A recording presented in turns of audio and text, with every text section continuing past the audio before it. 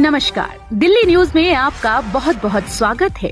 चलिए देखते हैं आज की 15 फटाफट बड़ी खबरों को। सफाई कर्मचारियों के परिजनों को 30-30 लाख मुआवजा देने को लेकर दिल्ली हाईकोर्ट ने सुनाया फैसला।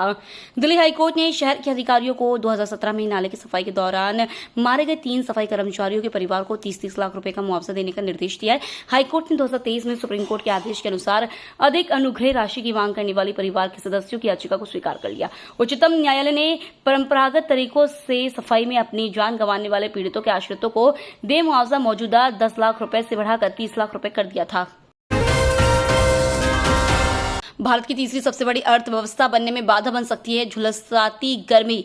भारत दुनिया की सबसे बड़ी अर्थव्यवस्थाओं की लिस्ट में अभी 5वें नंबर पर है। आईएमएफ के अनुमान के मुताबिक 2027 तक भारत टॉप 3 में पहुंच सकता है। जापान और जर्मनी आर्थिक मोर्चे पर संघर्ष कर रहे हैं, जबकि भारत की इकोनॉमी रॉकेट की रफ्तार से बढ़ रही है। पिछले साल भारत की इकोनॉमी सबसे तेजी से बढ़ी थी और आईएमएफ के मुताबिक अगले 2 साल भी ऐसे ही अनुमान है। लेकिन अर्थव्यवस्था के मोर्चे पर भारत की इस तेज रफ्तार को झुलसाती गर्मी ब्रेक लगा सकती है। भीषण गर्मी भारत की तीसरी सबसे बड़ी अर्थव्यवस्था बनने में बड़ी बाधा बन सकती है। इसका असर भारत की तेजी से बढ़ती जीडीपी पर देखने को मिल सकता है।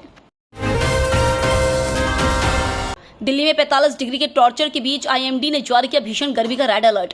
दिल्ली इन दिनों भीषण गर्मी की चपेट में है। मौसम विभाग का कहना है कि मई का महीना सबसे गर्म रहने वाला है। अगर उत्तर भारत में बारिश की गतिविधियां नहीं हुई तो दिल्ली का पारा 45 डिग्री के पार पहुंच सकता है। आईएमडी का अनुमान है कि अगले 1 हफ्ते तक दिल्ली में लू का दौर जारी रह सकता है। इसके अलावा दिल्ली एनसीआर, उत्तर प्रदेश, राजस्थान, पंजाब और हरियाणा में गर्मी को लेकर रेड अलर्ट जारी किया गया है। वहीं उत्तरी मध्य प्रदेश में भी ऑरेंज अलर्ट जारी किया गया है।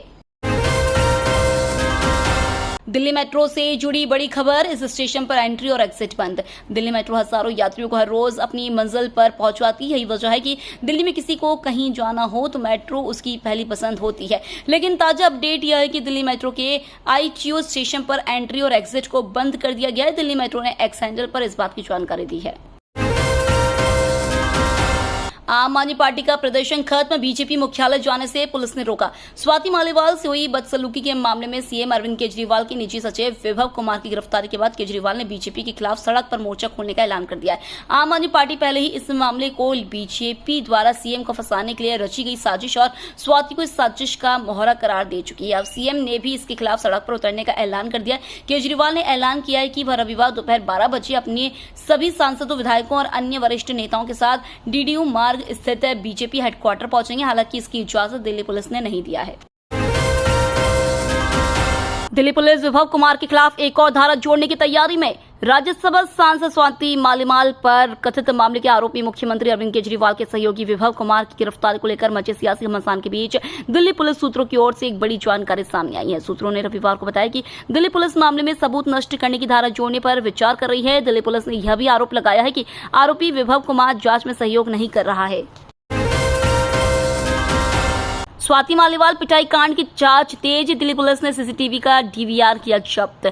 आम आदमी पार्टी की राज्यसभा सांसद स्वाति मालीवाल की दिल्ली के सीएम हाउस में हुई कथित पिटाई ने सियासत में उबाल ला दिया है। दिल्ली पुलिस ने स्वाति मालीवाल की शिकायत पर एफआईआर दर्ज कर अरविंद केजरीवाल के करीबी विभव कुमार को गिरफ्तार कर लिया है। विभव की गिरफ्तारी से केजरीवाल तिमिला गए हैं। केजरीवाल ने रविवार को आप नेताओं के साथ भाजपा मुख्यालय कूच करने का ऐलान कर माहौल को और गर्म कर दिया। दिल्ली पुलिस ने आप के राष्ट्रीय संयोजक अरविंद केजरीवाल द्वारा रविवार को घोषित विरोध प्रदर्शन के मद्देनजर भाजपा मुख्यालय पर सुरक्षा बढ़ा दी है। राहुल गांधी नहीं दे पाएंगे हाथ को वोट और न केजरीवाल झाड़ू को। लोकसभा चुनाव के 6वें फेज में दिल्ली की सभी 7 सीटों पर 25 मई को वोटिंग है। इसके लिए सभी पार्टियां जमकर प्रचार अभियान में जुटी है। दिल्ली की सत्ताधारी आम आदमी पार्टी कांग्रेस के साथ गठबंधन में ये चुनाव लड़ रही है। ऐसे में दोनों ही दलों के नेता एक दूसरे के लिए वोट मांगते नजर आ रहे हैं। खास बात यह कि इस बार कांग्रेस की पूर्व अध्यक्ष सोनिया गांधी, राहुल गांधी अपनी पार्टी के चुनाव निशान हाथ को वोट नहीं कर पाएंगे। वहीं दिल्ली के सीएम अरविंद केजरीवाल भी अपनी पार्टी के सिंबल झाड़ू की जगह इस चुनाव में हाथ को वोट करेंगे। कांग्रेस सांसद राहुल गांधी ने यह बात कही है। अमेरिकी प्रतिबंध भारत के लिए बन गए थे वरदान, चाबहार पर अमेरिका नहीं दोहराएगी पुरानी गलती। भारत ने चाबहार पोर्ट को लेकर ईरान के साथ समझौता किया है। इससे भारत को ओमान की खाड़ी में स्थित एक रणनीतिक पोर्ट का संचालन अधिकार 10 साल के लिए मिल गया है। लेकिन इस समझौते के बाद अमेरिका को मिर्ची लग गई और उसने भारत को प्रतिबंधों की चेतावनी जारी की। हालांकि भारत के विदेश मंत्री एस जयशंकर ने अमेरिका को 2 टूक जवाब दिया और कहा कि अमेरिका अपनी सोच बड़ी करे। क्योंकि इस योजना से पूरे क्षेत्र को फायदा होगा। वैसे ये पहली बार नहीं है जब अमेरिका ने भारत को प्रतिबंधों की चेतावनी दी है, बल्कि 50 साल पहले जब भारत ने पोखरण में पहला परमाणु परीक्षण किया था, तब अमेरिका ने 30 सालों के लिए भारत पर प्रतिबंध लगा दिया था। लेकिन तत्कालीन अमेरिकी प्रतिबंध नई दिल्ली के लिए वरदान बन गए थे। मुश्किल में फंसा मालदीव, मोइज़ू की दयनीय हालत पर पसीजा भारत। बीते दिनों मालदीव के राष्ट्रपति बड़बोले मोहम्मद मोइज़ू की अपनों ने ही पोल खोल दी थी। मालदीव के रक्षा मंत्री घासन मोमून ने स्वीकारा है कि भारतीय सैनिकों की वापसी से मालदीव को काफी मुश्किलों का सामना करना पड़ रहा है। रक्षा मंत्री घासन मोमून ने स्वीकार किया कि उनकी सेना के पास भारत द्वारा दान में दिए गए 3 विमानों को उड़ाने के लिए सक्षम पायलट नहीं है। अब मालदीव की दयनीय स्थिति को देख भारत का दिल पसीज गया है। भारतीय विदेश मंत्रालय ने कहा है कि भारत सैन्य विमान और हेलीकॉप्टर उड़ाने के लिए मालदीव के पायलटों को ट्रेनिंग देने के लिए तैयार है। प्रयागराज में राहुल और अखिलेश की सभा में मची भगदड़, कार्यकर्ता बैरिकेडिंग तोड़कर अंदर घुसे। प्रयागराज में फूलपुर लोकसभा क्षेत्र के फाफामऊ के पास समाजवादी पार्टी के प्रत्याशी अमरनाथ मौर्य की जनसभा में रविवार की दोपहर भगदड़ मच गई। वहां मौजूद सैकड़ों की संख्या में सपा कार्यकर्ताओं ने मंच के सामने डी की बैरिकेडिंग तोड़ दी। वहां कुछ लोग घायल भी हुए। इस दौरान तमाम कार्यकर्ता मंच पर भी पहुंच गए। वहां मंच पर मौजूद सपा के राष्ट्रीय अध्यक्ष अखिलेश यादव भी असहज हो गए। वह चुपचाप मंच पर लगी कुर्सी पर बैठ गए। इस दौरान कांग्रेस सांसद राहुल गांधी भी वहां पहुंचे। मंच के सामने भीड़ जमा होने से दोनों नेता तकरीबन 15 मिनट तक बैठे रहे।